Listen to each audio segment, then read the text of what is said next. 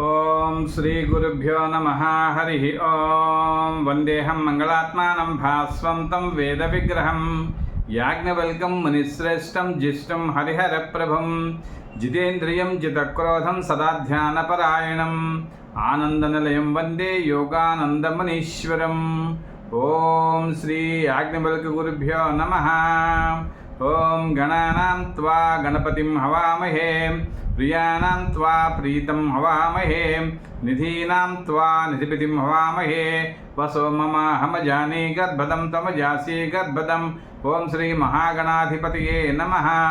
వైదేహీ సహితం సురద్రమతలే హైమే మహామండపే మధ్యే పుష్పకమాసినే మణిమయే వీరాసనే సుస్థితం అగ్రే వాచిత పరమసిదే తత్వం మునిభ్యః పరం వ్యాఖ్యాంతం భరతాదిభిః పరివృతం రామం భజే శ్యామలం. ఓం సీతారామ లక్ష్మణ భరత శత్రుఘ్న సహిత ఆంజనేయ స్వామి దేవతాభ్యో నమః. ఓం శ్రీ గురుభ్యో నమః. అసాధ్య సాధక స్వామిన్ అసాధ్యం తవ కిం వద రామదూత కృపా సింధ్యో మత్కార్యం సాధయ ప్రభో మర్కటేశ మహోత్సాహ సర్వశత్రు నివారక శత్రూన్ సంహార మాం రక్షా శ్రియం దాపయ హే ప్రభో. శ్రీ గురుభ్యో నమః. హరి ఓం. ఈ విధంగా ఆంజనేయ స్వామి వారు రావణాసుని యొక్క అంతఃపురాన్ని అంతా కూడా గాలిస్తూ 1000 మంది ఉండేటువంటి, అంటే ఒక్కొక్క వాహినిలో ఉండేటువంటి వాడు అందరం దాటుకొని 1000 వాహినీలు దాటుకున్నటువంటి సైన్యాన్ని దాటుకొని రావణాసురుడు మండోదరి నిద్రపోయేటువంటి గృహంలోకి ప్రవేశించారు. రావణాసురుడు ఆయన యొక్క గృహంలో నిద్రపోతున్నప్పుడు మందర పర్వతము ఒకసారి ఏ రకంగా అయితే నిద్రపోతుందా అన్న విధంగా రావణాసురుడు ఆ మంచం మీద పడుకొని నిద్రపోతున్నారు. ఆయన 2 చేతులు కూడా చాచి పక్కన పెట్టుకుంటే 2 నాగ సర్పాలు, 5 తలల సర్పం ఏ రకంగా అయితే పడగ విప్పి ఉంటుందో ఆ రకంగా పడగ విప్పినట్టుగా ఆయన చేతులు కనపడుతున్నాయి.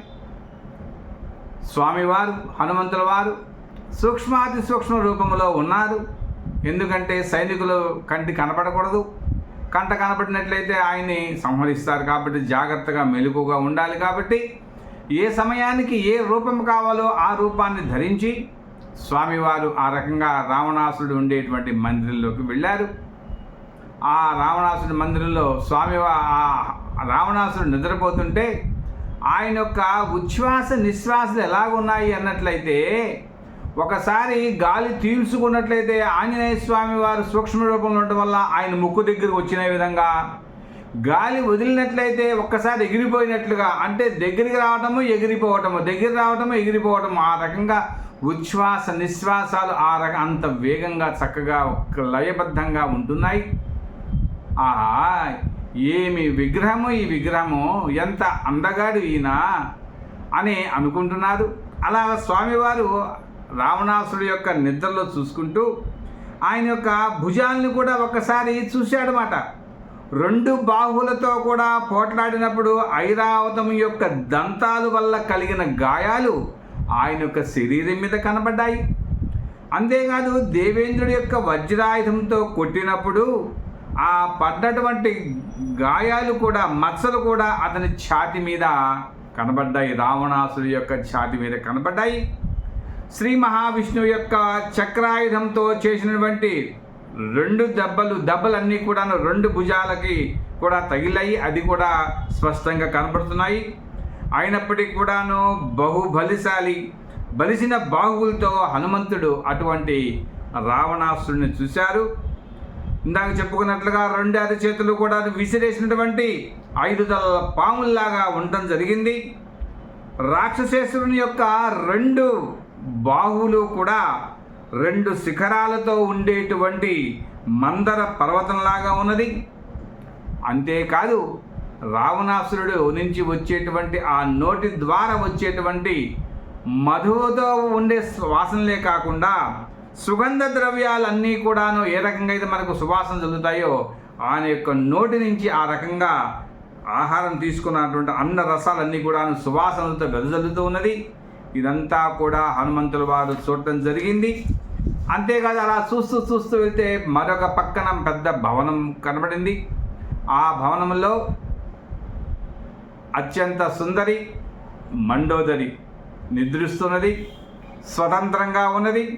పక్కన ఇటువంటి రాక్షసులు లేరు, హాయిగా నిద్రిస్తున్నది, స్వేచ్ఛరాలుగా ఉన్నది. అయినప్పటికీ కూడాను ఆ సుందరాంగి ఒంటరిగా నిద్రిస్తున్నది కాబట్టి అతిరూప సౌందర్యవతి ఆమెయే మండోదరి. ఈ మండోదరి యొక్క సౌందర్యాన్ని చూసి ఈమెయే సీతాదేవియా అని భావించి ఒక్కసారి ఆంజనేయ స్వామి సూక్ష్మ రూపంలో ఉన్నారు కదా, ఒకసారి పైకి కిందకి ఎగరటము చేస్తూ ఉన్నారు. పైకి ఎగరటము, కింద దిగటము, దూడము, తోకకి ముద్దు పెట్టుకోవటము, తన యొక్క దెబ్బల్ని చెంపల్ని చదువుకోవటము, ఆహా గెలిచాను, నేను అమ్మవారిని చూశాను, సీతాదేవిని చూశాను అని సంతోషించడము. అంటే మండోదరి అంత సౌందర్యవతి. అలా చూస్తూ చూస్తూ అమ్మవారిని, ఇంకేముంది అమ్మవారిని చూశాను, రామకార్యం సిద్ధించింది, నేను ఇంకా రాముల వారి దగ్గరికి విషయం చెప్పేయచ్చు అని ఒక్కసారి తన యొక్క బుద్ధిని మళ్ళా సూక్ష్మ రూపంలో ఉన్నప్పుడు ఏముందంటే చిన్నపిల్లవాడికి బుద్ధి తక్కువలో ఉంటుంది. ఒక్కసారి బుద్ధిని పెంచుకోవడం కోసం అనే శరీరాన్ని కొద్దిగా పెంచుకున్నాడు, ఎవరు చూడకుండా విధంగా. అలాగ బుద్ధిని వికసింప చేసుకొని శరీరం ద్వారా అమ్మవారికి దగ్గర ఉండేటువంటి ఆభరణాలు రాముల వారు చెప్పారు కదా ఏమేమి ఉన్నాయో, అవన్నీ కూడా ఇక్కడ ఈమె దగ్గర ఉన్నాయా లేదా అని వెతకటం మొదలుపెట్టాడు. ఆ వెతికేటప్పుడు కూడా మళ్ళీ సూక్ష్మ రూపాన్ని చూశాడు. ఎక్కడా కూడా రాముల వారు చెప్పినటువంటి ఆ యొక్క ఆభరణాలు ఈ యొక్క మండోదరి దగ్గర కనపడలేదు. అప్పుడు ఆలోచన వచ్చింది, ఈమెడ సీతాదేవి కాదు, రాముల వారు చెప్పినటువంటి ఆభరణాలు ఈవిడ ఒంటి మీద లేవు. అది కాక రావణాసుని యొక్క మందిరంలో స్వేచ్ఛగా ఉన్నప్పటికీ కూడాను అలా ఎలా నిద్రిస్తుంది? రాముణ్ణే పరితపిస్తూ ఉంటుంది కదా, నిద్రాహారాలు ఉండవు కదా మాతకి. కాబట్టి ఈవిడ సీత కానే కాదు అనుకొని 1కి 4 సార్లు నిర్ణయించుకొని, ఆహా ఇంత కష్టపడ్డానే కానీ ఫలితం రాలేదు, నేను దేనికోసం వచ్చాను? ఇటువంటి దృశ్యాలు చూడటం కోసమా? ఈ రాక్షసులు వాళ్ళు తాగేటువంటి మందులు, వాళ్ళు విహరించేటువంటిది, వాళ్ళ స్త్రీలోలు ఏ రకంగా అయితే వాళ్ళ కామ్యాల్లో ఉన్నది, ఇవే చూడటానికి వచ్చింది నేను వచ్చింది రామకార్యము, రామక సీతామాతను కనుక్కోవడం కోసమే. అది తప్ప మిగిలినవన్నీ చూశానే. ఎంత పాపాత్ముడయ్యాను, ఎంత నాకు ఈ చేసినటువంటి నాకు బాధ కలుగుతున్నది అని అశాంతికి లోనైపోతాడు. అయ్యో నేను ఇంకా సీతాదేవిని చూడలేను కనుక అలా బాధపడుతూ అయినా సరే మరొకసారి అంతఃపురాన్ని మొత్తం కూడా వెతుకుతాను ఏమైనా సరే అని అన్నాడు. సీతాదేవి జాడ తెలియకపోవడం వల్ల నిరాశ చెందాడు. ఒక స్థితిలో సీతాదేవి మరణించిందేమో. రావణాసుడు అసలు తీసుకువస్తూ ఉన్నప్పుడే ఆయన యొక్క బాహువుల దగ్గరికి తీసుకుంటేటప్పటికీ సీతామాత ఆయన తోసేసి ఆవిడే కింద పడిపోయి సముద్రంలో పడిపోయిందేమో, అలా మరణించిందేమో. లేదు, క్రూరుడు దుర్మార్గుడైనటువంటి రావణాసుడు శీలవతి అయినటువంటి ఈ యొక్క సీతాదేవిని చంపేశాడేమో, తన మాట వినలేదని. కాకపోయినట్లయితే భయంకరులైనటువంటి రాక్షసులు ఎవరైతే ఉన్నారో సీతాదేవిని తినేసేయండి, ఈవిడ నా మాట వినడం లేదు, నా దగ్గర రావడం లేదు కాబట్టి అని ఆ మాట అన్నాడేమో రావణాసురుడు. అందువల్ల సీతాదేవిని ఆ రాక్షసులే సంహరించేశారేమో అని బాధపడుతూ, నా రాజున్నాడే సుగ్రీవుడు, చండశాసనుడు, ఆయన యొక్క మాట వేదమే. చండశాస్త్రం ఒకసారి చెప్పాడు, దానికి తిరుగు లేదనమాట. కాబట్టి నేను ఇప్పుడు సీతాదేవిని చూడలేదు అంటే నాకు దండన విధిస్తాడు. ఆయన యొక్క దండన నుంచి ఎవరము కూడా తప్పించుకోవడం కుదరదు. అయితే నాది కూడా తప్పు ఉన్నది. చాలా కాలము నేను సమయాన్ని వృధా చేశాను ఆ యొక్క సముద్ర తీరంలో. మొట్టమొదటి ప్రారంభంలో సీతాదేవి జాడ తెలియటం, ఎలా వెళ్ళాలో తెలియక నేనే చేశాను. అందువల్ల కాలక్షేపం చేశాను కాబట్టి నా కర్తవ్యాన్ని సమయంలో నిర్వహించలేకపోయాను అని బాధపడ్డాడు. సీతాదేవిని ఎన్ని రకాలుగా వెతకడానికి ప్రయత్నం చేసినా కూడాను జాడ తెలియడం లేదు. ఇహ సుగ్రీవుని యొక్క దండన తనకు తప్పదు అనుకున్నాడు. సముద్రానికి ఉత్తరాన ఉన్నటువంటి వానరులంతా కూడా నా కోసం 1000 కళ్ళతో సీతాదేవిని చూసొస్తాను అని ఎదురు చూస్తూ ఉంటారు. వాళ్ళు సీతాదేవి కనిపించిందా అని ప్రశ్న వేస్తే నేను వాళ్ళకి ఏమని సమాధానం చెప్పాలి? సీత తప్ప మిగతావని చూశానని చెప్పాలా? ఎంత అవమానము! ఏవైతే చూడకూడదు అవి చూడటం మంచిదా? మనము భగవంతుడు కళ్ళు ఇచ్చింది దానికోసమా? చెవులు ఇచ్చింది అటువంటి వినటం కోసమా? కనుక నేను దానికి సమాధానం చెప్పలేను. కనిపించలేదన్నట్లయితే ఆ సముద్ర తీరాన ఉండేటువంటి అందరూ కూడా అంగదుడు కానివ్వండి, జాంబవంతుడు కానివ్వండి, ప్రాయోపవేశం చేసి మరణిస్తారేమో. కాబట్టి జాంబవంతుడు, అంగదుడు ఉన్న వారంతా కూడా నన్ను చూసి ఏమంటారో కదా, ఏమయ్యా నువ్వు ఇంత బలశాలివి, ఇంత బుద్ధిశాలివి, జ్ఞానం ఉన్నది, నువ్వు సీతాదేవిని చూడకుండా మిగతావని చూసి వస్తావా అని అంటే నేనేం చెప్పాలి అని దిగులు పడుతూ, ఎవరు ఏమంటారో అని దిగులు పడుతూ ఉన్నాడు. అయితే ఇందాకే అనుకున్నాం ఆయన బుద్ధిశాలి అని. నిరుత్సాహపడేవాడు ఎప్పుడూ కూడా ఏ అభివృద్ధిని సాధించలేడు అని మళ్ళీ వెంటనే తనకు తానుగా తమాయించుకున్నాడు. నేను ఇలా నిరుత్సాహపడకూడదు, సీతామాతని వెతుకుతా, ఏమైనా సరే వెతకాల్సిందే అని ఎదుగుతా అనుకొని నిరుత్సాహపడకూడదు. అలాగ అన్నట్లయితే, నిరుత్సాహపడ్డట్లయితే ఎవరూ కూడా విజయాన్ని సాధించలేరు. అపజయాలన్నింటికీ కూడా కారణం ఏదయ్యా అంటే నిరుత్సాహపడటమే. నా వల్ల కాదు, నేనేం చేయలేను, నేను ఒక్కడిని ఏం చేయగలుగుతాను, ఇటువంటి నిరుత్సాహపడకూడదు. నువ్వు అనుకున్నట్లయితే ఏదైనా సాధించగల శక్తి నీలో ఉంటుంది, స్వశక్తితో చేయగలగాలి అనేటువంటి ఆలోచనతో స్వామివారు ఆలోచన చేశారు. నేను మరింత ఉత్సాహంతో రాముణ్ణే మనసులో ధ్యానం చేసుకుంటూ, రామనామ జపము చేసుకుంటూ నేను ముందుకు వెళతాను, ఉత్సాహంతో ముందుకు వెళతాను అని తనకు తాను అనుకున్నాడు. ప్రధాన అంతఃపురాన్ని అంతా కూడా వెతికాను కాబట్టి ఇక్కడ కాదు, ఇంకా ఈ రావణాసుని యొక్క అంతఃపురానికి దూరంగా చిన్న చిన్న ఆ యొక్క నగరాలను కూడా, చిన్న చిన్న గృహాలను కూడా వెతుకుతానని ఆలోచించుకున్నాడు హనుమంతుల వారు. ఒక్కొక్క భవనం పైకి, చిన్న చిన్న భవనాలపైకి కూడా వెక్కి చూస్తున్నాడు. అక్కడ కూడా రాక్షసులు హాయిగా నిద్రపోతూ ఉన్నారు తమ యొక్క సంసారాలతో. అటు మగ రాక్షసులు, ఆడ రాక్షసులు వాళ్ళ పిల్లలతో అంతా కూడా చక్కగా ఉన్నారు చిన్న చిన్న భవనాల్లో. అందరూ వాటిని కూడా వినలేదు. మళ్ళీ కిందకి దిగుతున్నాడు, పైకి ఎక్కుతున్నాడు, దూకుతున్నాడు. ప్రతి గృహం నుంచి మరొక గృహానికి, ఆ గృహం నుంచి ఈ గృహానికి వెళుతున్నాడు. ఆ చెట్టు పై నుంచి ఈ చెట్టుకి అలా వెళుతున్నాడు. అలా వెళుతున్నప్పుడు కూడా ఆ చెట్ల శబ్దానికి, ఈయన దూకిన శబ్దానికి ఏమన్నా మళ్ళా రాక్షసులు మీద పడతారేమోని మరీ ఎంత సూక్ష్మ రూపంలోకి వెళ్ళటం మొదలుపెట్టాడు. అలా సూక్ష్మాతి సూక్ష్మలో సీతాదేవి కోసం అన్వేషించడం మొదలుపెట్టాడు. అంతేకాదు వికృతంగా ఉన్నటువంటి రాక్షస స్త్రీలే కనిపించారు ఎక్కడ చూసినా కూడాను. అమ్మవారు మాత్రం కనపడ, అంతా వికృతాకారంగానే ఉన్నారు. సీతాదేవి కనపడలేదు. అటువంటి సీతాదేవి సౌందర్యవంతురాలు విద్యాధర స్త్రీలను కూడా చూశాడు. సీత తప్ప అందరినీ కూడా వెతికాడు. ఇక్కడ ఆ విమాన గృహంలో నుంచి బయటకు వచ్చి ఒక చెట్టు కింద కూర్చుని ఆలోచన చేస్తున్నాడు. నగరం అంతా, లంకా నగరం మొత్తాన్ని కూడా వెతికాను కదా, ఇప్పుడు అమ్మవారిని ఇంక కనపడలేదు. ఒకే ఒక వనం ఉన్నది, అదే దూరంగా కనబడుతుంది. ఆ యొక్క వనంలో మనం వెళ్ళటానికి ప్రయత్నం చేద్దాం అనుకున్నాడు. ఆ యొక్క లంకా పట్టణం అంతా వెతికాను కాబట్టి లంకలో ఉన్న పర్వతాలు, నదులు, చెరువులు, గుంటలు అన్నీ వెతికాను.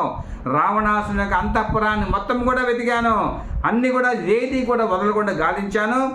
అయితే సంపాతి చెప్పినట్టుగా సీతాదేవి మాత్రము రావణాసుని ఇంట్లోనే ఉంటుంది, రావణాసుని యొక్క సన్నిధానంలోనే ఉంటుంది, ఆయన యొక్క కనుసూపుల్లోనే ఉంటుందని చెప్పాడు. కాబట్టి తప్పనిసరిగా సీతాదేవి ఇంకే ఎక్కడో దాచిపెట్టి ఉంటాడు, మరి ఒక మారుమూల అనుకున్నాడు. ఆ రకంగా చూసుకుని వెంబడిస్తూ ఉన్నాడు, జారి చూసుకుంటున్నాడు. ఎక్కడా కూడా అమ్మవారు కనబడలేదు. రావణుడే ఆమెను ఎక్కడైనా దారిలోనే జార విడిచాడా అనుకున్నప్పటికీ కూడాను అలా చేసి ఉండడు, ఎందుకంటే మోహించాడు కాబట్టి అలా చెయ్యడు అనుకున్నాడు. అయినప్పటికీ కూడాను ఆయన యొక్క బాహుల్లో గట్టిగా బంధించడం వల్ల ఊపిరాడగా సీతామాత మరణించిందేమో అని అనుకుంటున్నాడు. ఇందాక ధైర్యం తెచ్చుకున్నప్పటికీ కూడాను మరొక పక్కన అమ్మవారు కనబడకపోవడం వల్ల విచారపడుతూ ఉన్నాడు. రావణుని భార్యలే ఈ యొక్క అమ్మవారిని, సీతామాతను చంపి తినేశారా? రావణ్ణి ధ్యానిస్తూ విరహ బాధతో లేకపోతే మాత సీతాదేవి మరణించిందా? రాజపుత్రి, జనక రాజపుత్రి సాధ్వి సీతాదేవి హా రామ, హా లక్ష్మణ, ఓ అయోధ్య నగర వాసులారా అంటూ ప్రాణాలు విడిచి ఉన్నదా?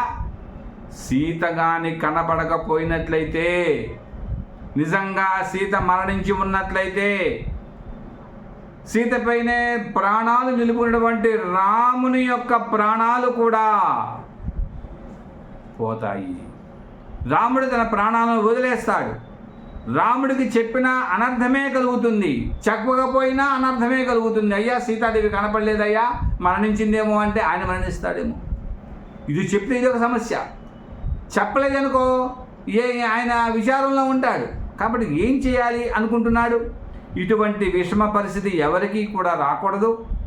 చెప్తే ముందు నొయ్యి వెనక పోయి ఆ రకంగా ఉంది నా పని, నేనేం చేయాలి? కిష్కిందగా పోయినట్లయితే నేనేం సాధించినట్లు? మళ్ళీ వెనక్కి వెళ్ళిపోయానికి ఏం సాధించావా, పెద్ద గొప్పవాడి పెద్దగా చెప్పుకుంటున్నావు అని అందరూ అడుగుతారేమో.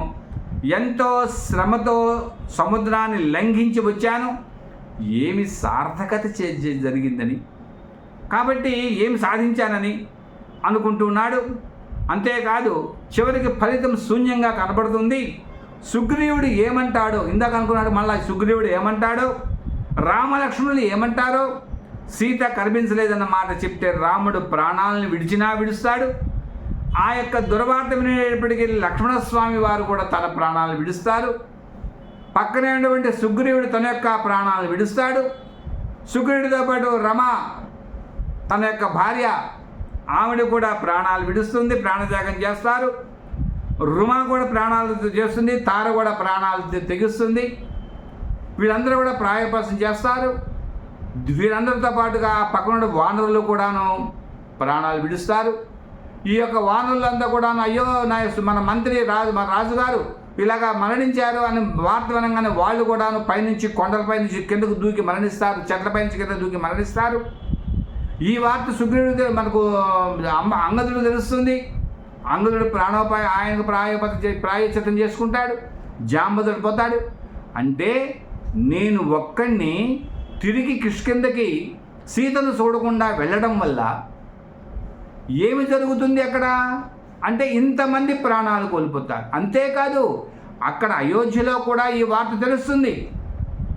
రాముడు లక్ష్మణుడు మరణించారు అనగానే అక్కడ భరత శత్రుఘ్నులు కూడా ప్రాణాలు వదులుస్తారు.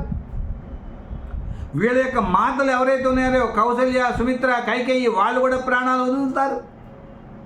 అయోధ్య నగర వాసులు కూడా రాముడు ఇవాళ కాకపోతే రేపైనా వస్తారు, 14 సంవత్సరాలు గడిచిన తర్వాత వస్తారు అనుకుంటారు కదా, వాళ్ళు కూడా ప్రాణాలు త్యజిస్తారు. ఇంతమంది ప్రాణాలు తీసేవాడిని ఒక్కడినేనా? నేను పొరపాటును కూడా కిష్కిందకి వెళ్ళను. సీతాదేవి కనబడితే ఇక్కడ కనబడుతుంది, లేకపోతే నేను ఇక్కడే ఉంటాను, నేనే ప్రాణత్యాగం చేసుకుంటా.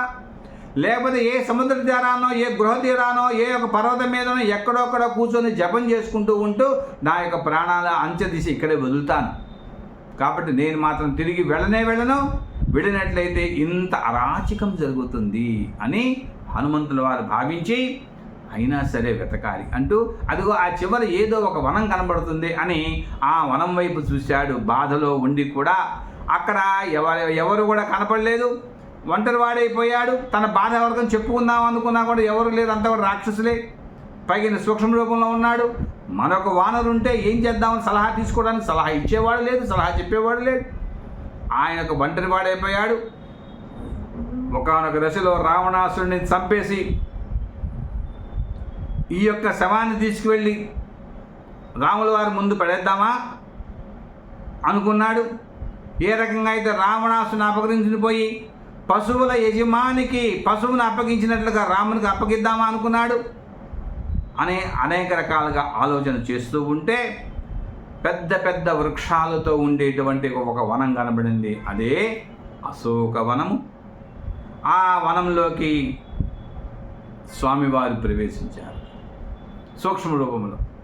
అలాగా ఆ వనంలోకి వెళ్ళి ఆ అశోకవనం మీద ఒక చెట్టు మీద పడగానే ఆ చెట్టు మీద ఉండేటువంటి పుష్పాలు, ఫలాలు అన్నీ కూడా టపటప కిందకి రాలి పడిపోయాయి.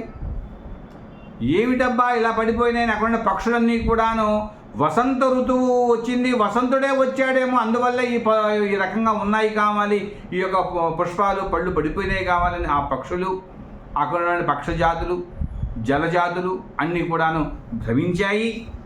అశోకవనాన్ని చూశాడు. రుద్రులు, ఆదిత్యులు, అశ్విని దేవతలు, మరుత్తులు అందరికీ కూడా నమస్కారం చేశాడు. అమ్మ సీతామాత ఎక్కడైనా కనబడేట్టుగా నాకు చెయ్యండి. ఏ కార్యం చేయాలన్నా దైవానుగ్రహం ఉండాలి. ఇందాక ఒక శ్లోకం చెప్తూ ఉంటారు మనందరూ కూడా, ఉద్యమం సాహసం ధైర్యం బుద్ధిశక్తి పరాక్రమ షడైతే ఎత్ర వర్తంతే తత్రదేవో సహాయక. ఎవరికైనా సరే సహాయం కావాలంటే దేవుని యొక్క సహాయం కావాలి, దైవ సహాయం కావాలంటే 6 గుణాలు ఉండాలట. ఉద్యమించాలి, సాహసం చేయాలి, ధైర్యం చేయాలి, బుద్ధిని ఏ సమయంలో ఎలా ఉపయోగించాలి, శక్తిని ప్రదర్శించాలి, పరాక్రమాన్ని ప్రదర్శించాలి. ఇవన్నీ కూడాను చేయగలిగినప్పుడే అక్కడ దైవ సహాయం జరుగుతుంది. నేను ఇవన్నీ చేశాను కాబట్టి దైవం యొక్క అనుకూలం నాకు కావాలి. కాబట్టి అందరికీ నమస్కారం చేశాడు. ఇప్పుడైనా సరే జనకరాజు పుత్రి సీతామాత ఇక్కడ కనపడాలని కోరుకుంటున్నాను. జనకుడికి నమస్కారం చేశాడు, వాయుపుత్రుడికి నమస్కారం, వాయుదేవుడికి నమస్కారం చేశాడు, సూర్యభగవానుడు గురువు గారిని సూర్యభగవానుడు చేశాడు. 1కి 4 సార్లు రామనామ జపం మనసులో జపించుకుంటూనే ఉన్నాడు. వెతుకుతున్నప్పటికీ రామనామ జపం చేసుకుంటూనే ఉన్నాడు. రామ రామ రామ అంటూ సుగ్రీవునికి రామలక్ష్మణులకి అందరికీ కూడా అన్ని దిక్కులు కూడా నమస్కారం చేసి మాత సీతాదేవి కనపడాలని కోరుకున్నాడు. పూజ్యురాలైనటువంటి ఆ సీతాదేవి ముఖ కమలాలు ఎప్పుడు చూస్తానో కదా అని వేచి వేచి కళ్ళు కాయలు కాచే విధంగా చూస్తున్నాడు. కళ్ళు కాయలు కాచినాయి. నీచుడు, పాపాత్ముడు, భయంకరమైన ఆకారం గలవాడైనటువంటి రావణాసురుడు దీనురాలైనటువంటి ఆ సీతాదేవిని బలాత్కారంగా ఎత్తుకుని వచ్చాడు. అట్టి సీతాదేవి నా కంటికి కనపడాలని ఆ భగవంతులందరినీ కూడా వేడుకుంటున్నాను అని తన మనస్సులో సకల దేవతలకి కూడా ప్రార్థన చేసుకున్నాడు. తన తల్లిదండ్రులను, తన గురువులను, తనకు రాజుని, రామలక్ష్మణుల్ని, అయోధ్యాపురవాసులని, సకల దేవతలందరినీ కూడా నమస్కారం చేసుకుని అలాగ వెతకడం మొదలుపెట్టాడు. అలా వెతుకుతూ వెళ్తూ ఒక సింసుపా వృక్షం మీదకి దూకాడు. అక్కడ అసలు ఆ యొక్క సింసుపా వృక్షము ఒకవైపు అలా చూసినప్పటికీ ఆయన యొక్క శోకం కాస్త నశించింది. ఇప్పటిదాకా బాధలో ఉన్నాడు, శోకిస్తూ ఉన్నాడు, అందరిని ప్రార్థన చేశాడు. ఒక్కసారి ఆ యొక్క సింసుపా వృక్షం మీదకి దూకగానే తెలియకుండానే అతని యొక్క శోకం నశించింది. ఒక్క గెంతులో ఆ భవనం మీద నుండి అశోకవనంలో నుంచి ఈ సింసుపా వృక్షం మీదకి వెళ్ళాడు. వసంతకాలం కావడం వల్ల ఇందాక చెప్పుకున్నట్టుగా పుష్పాలన్నీ కూడా చక్కగా వికసించి విజరించి ఉన్నాయి. చక్కటి సువాసనలు వెదజల్లుతున్నాయి. రమ్యంగా ఉంది, ఆహ్లాదకరంగా ఉంది వాతావరణం అంతా కూడాను. ఒక వృక్షంపై నుండి మరొక వృక్షంపైకి బాణంలాగా దూసుకుపోతున్నాడు హనుమంతుల వారు.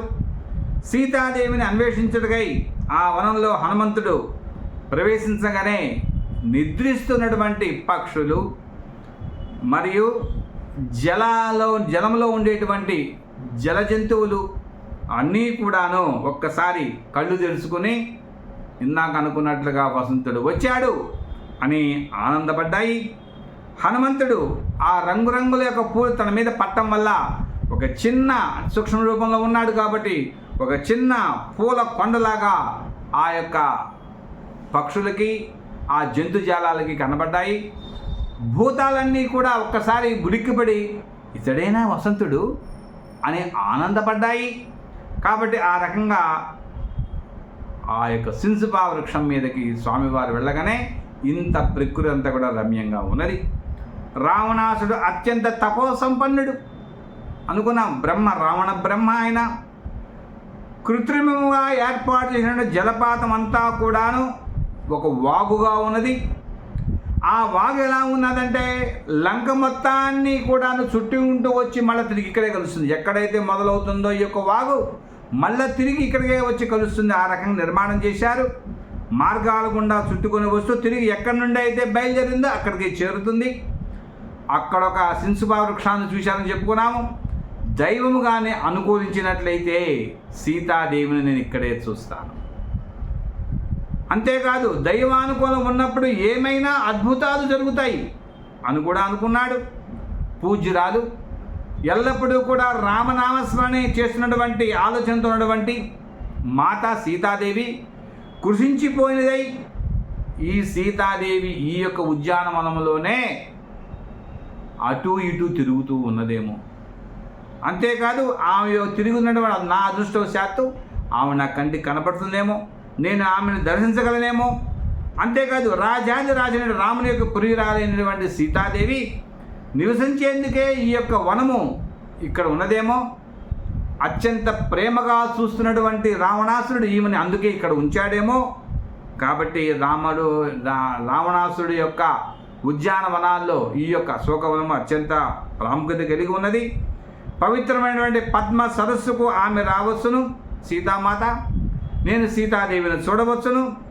రామకార్యం నిర్వర్తించే అదృష్టము నాకు పట్టబోతున్నదేమో అనేటువంటి ఆశ, ఆనందం, ప్రయత్నం ఇవన్నీ కూడా చేస్తున్నాడు. దైవ నిర్ణయాలు ఎట్లా ఉంటాయో ఎవరికి ముందుగా తెలియవు. అయినప్పటికీ కూడా మనము పరాక్రమముతో వాటిని మనము ఛేదించాలి. సీతాదేవి ఎక్కడైనా కనిపిస్తుందేమన్న ఆశతో 4 పక్కలా కూడా వనం మొత్తం కూడా చూడటం మొదలుపెట్టాడు స్వామివారు. ఆ రకంగా చూస్తూ ఉంటే ఒక యొక్క చెట్టు దగ్గర కింద కూర్చొని ఒక స్త్రీ రూపం కనపడింది. ఆ స్వామివారు ఆ స్త్రీ రూపం ఎవరా అని పరీక్షిస్తున్నారు.